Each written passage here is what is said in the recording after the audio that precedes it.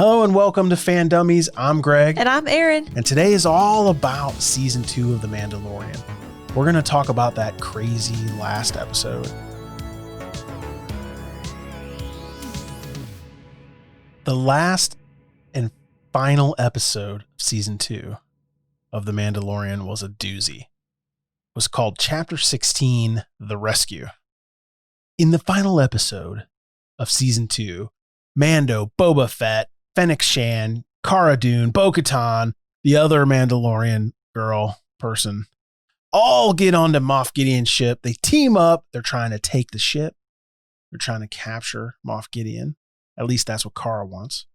Bo-Katan wants the Darksaber, although she could totally use katanas. Bo-Katanas. It's not the same, Greg. It's not the same. Terrible pun. And some things happen. We get to see an entire platoon of Dark Troopers in action. And we haven't even heard of Dark Troopers except for like in a 1990s Star Wars video game. Oh. But apparently Moff Gideon plays that game because he created them. Created more of them. They're pretty tough. Did you think when Mando was shooting them that the Dark Troopers were made of Beskar? Oh, yeah. So did I. Yeah. And they were like pounding, or the one was like pounding on Mando's face. And I thought, like the jackhammer, like, it looked like his helmet was starting to bend. At least I thought, but it wasn't. Yeah. It was like the ship was bending. I was nervous. What all did you think about the Dark Troopers?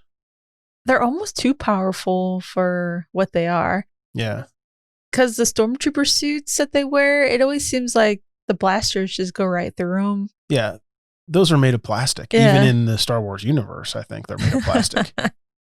But these Dark Troopers, they're almost the extreme opposite, I think. Yeah. They're pretty tough. I was like, I don't know how they're even going to get off the ship once we saw that they had all of those on the ship. It was crazy. I thought it was very interesting that Moff Gideon wanted to use droids, because you would have thought that the Empire, which was the Republic, would have learned that droids suck. In the Clone Wars, they destroyed millions and millions of droids. Yeah. Do you think it was interesting that he used droids and not people? Yeah, for sure. In the Clone Wars, they're always just getting killed left and right, but they just don't seem very smart, and they don't have that like sense that humans have. Yeah. There are some pretty tough droids like IG-11 and IG-88 that are more to them. But I always wondered that in the Clone Wars, like, how can they make some droids like smart and powerful, but the majority of the droids were those like bird-headed Roger droids. It makes no sense. Like, if they would have just made smarter droids, they may have won the war. They just cranked those little droids out and they just mass produce them like really fast. They probably don't use a lot of electricity. These Dark Troopers, it was weird because they had to power them up because they drained too much electricity. I thought that was kind of a flaw. Yeah.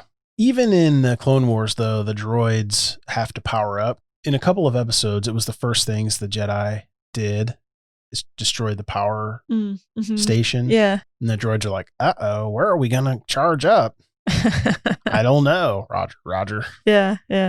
Well, we know the big event in this episode is when Luke Skywalker shows up.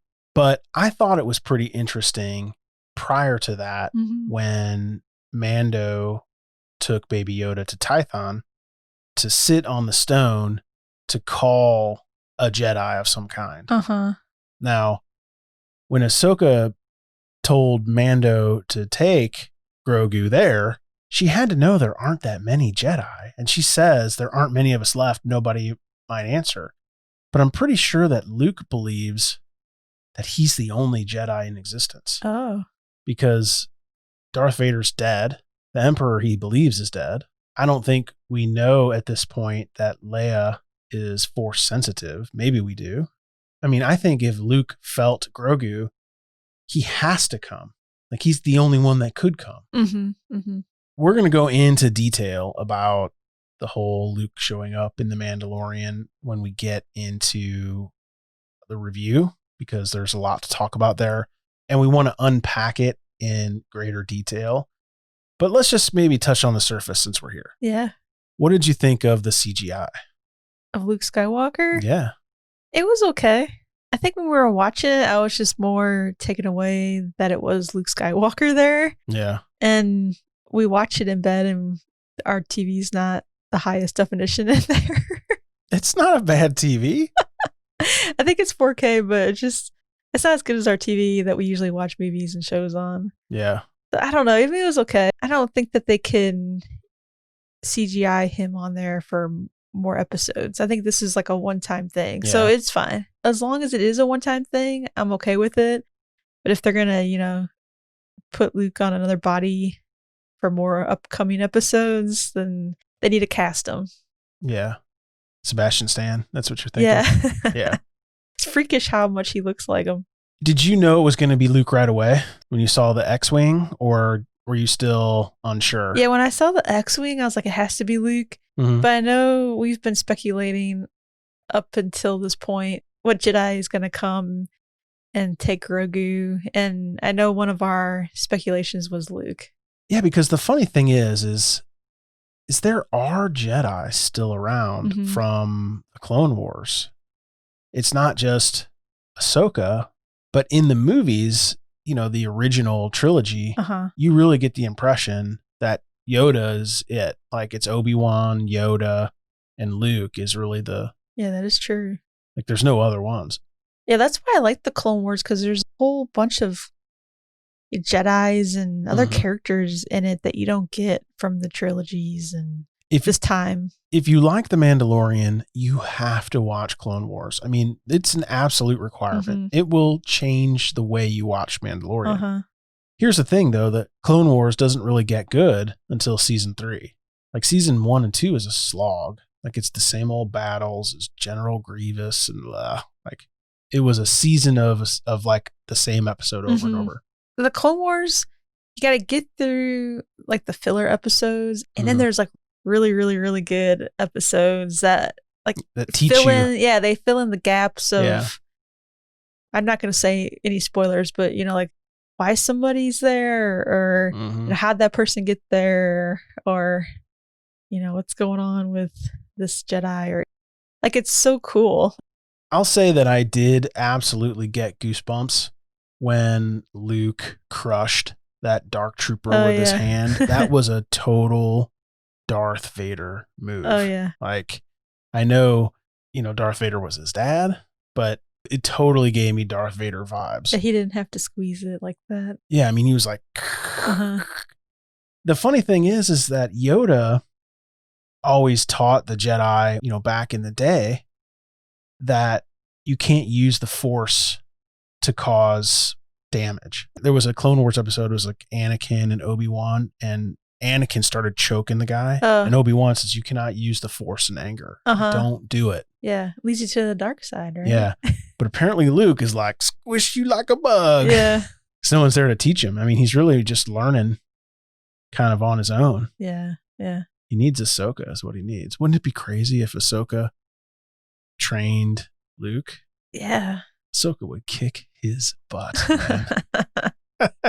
Yeah, you think Luke is powerful. Ahsoka's pretty powerful too. And Ahsoka has a lot more years of training and fighting. Yeah, that's true. Of course, the end of this episode is with Luke taking Grogu.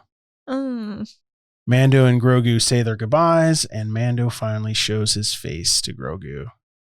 Single man tear. Powerful moment. I know Erin was sad. It's so sad. I didn't like it. I just don't want Grogu to be gone. I just can't imagine watching The Mandalorian without him and Mando like on these little adventures together. Hopefully they will reunite in the next season and they'll be back together. But until then, I'm just going to have to hope for it. Well, thanks again for listening and watching this episode of Fan Dummies. Please rate and write us a review if you haven't already. Hit Hit that subscribe button if this is the first time you're here. You can follow or subscribe or whatever app you're on. Make sure you hit it. As always, links to our Patreon, our merch, our Facebook group, all that stuff is in the show notes below. If you want to reach out to us, we are at Fandummies on all social media. We do reply. So if you have a question or you want to make a statement, feel free. Again, thanks for listening or watching. Bye. Bye.